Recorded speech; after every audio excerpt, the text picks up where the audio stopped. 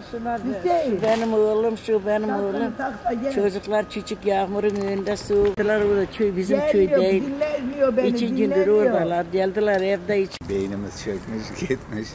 İyice beyin psikolojikman gitmiş. Ki yani hani ölümle burun burunasın, kendinden geçiyorsun, sadece çocukların diyorsun, çocuklarını kurtarmanın derdine düşüyorsun. Soğuktan mı korunacaksın, depremden mi korunacaksın, çocuklarını mı koruyacaksın? Gerçekten Allah hiç kimseye yaşatmasın, hiçbir anne, hiçbir insana yaşatmasın. Bu bir deprem değil, bu bir felaket. Gerçekten bu bir felaket. Yani sözün bittiği yer diyebilirim. Gerçekten sözün bittiği yer. Berbat durumda. Enkaz altında çıkmayan cesetler var, bulunmayan cesetler var daha. Belki benim yakınım değil ama hepimiz bir insanız, hepimiz bir toplumuz. Bir ceset bir insan kurtarmak bizim için bir insandır şu anda. Tek dileğimiz bir insanın kurtulması. Başka ne diyebiliriz ki?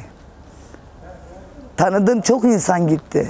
Akrabam olmayabilir ama kardeş gibi gördüğüm birçok insan gitti. Ama işte görünen köy kılavuz istemez. Daha çadır verilmedi.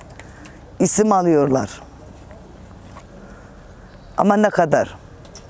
Bulunmayan, tuzla buz olan evlerimiz var. Kayıplarımız var. Çocuklarla, komşularımla, ailemle buradayız. Yani durum ne olabilir ki? Gerçekten anlatılacak. Hiçbir şey diyemiyorum. Gerçekten hiçbir şey diyemiyorum. Çocukları küçük çocuklarına. Ben çocuklarımı bir oraya bu psikolojiden nasıl çıkaracağımı gerçekten bilmiyorum. Çocuklarım oturduğu yerde korkuyorlar. Araba geçse titriyor diyorlar. Kepçe çalışsa titriyorlar. Benim oğlum akşamları anne ne olur gidek diyorlar. Yani burayı terk etmek istiyorlar. Bırak kafamızı koyacak, burayı terk etmek istiyorlar. Çocuklar mümkün değil, yatıramıyorum ben çocuklarımı burada. Sürekli arabanın içine koyuyorum. Bir şekilde çocuklarımı sakinleştirmek için toplumun yanına gidiyorum. Işık olan bir yeri arıyorum, oralara gidiyorum. Sabaha kadar bekliyorum. Eşime uymamasını söylüyorum. Çocuklarımın başında bekleye gidiyorum. Komşum günlerce ağlıyordu burada. Kimse etrafında yok, tek başına. Artık çaresiz kaldım, komşumun yanına geldim. Çünkü o da çaresiz, biz de çaresiziz. Birbirimize destek için bir araya geldik. İlk gün yardım yoktu, ilk gün hiç yardım yoktu.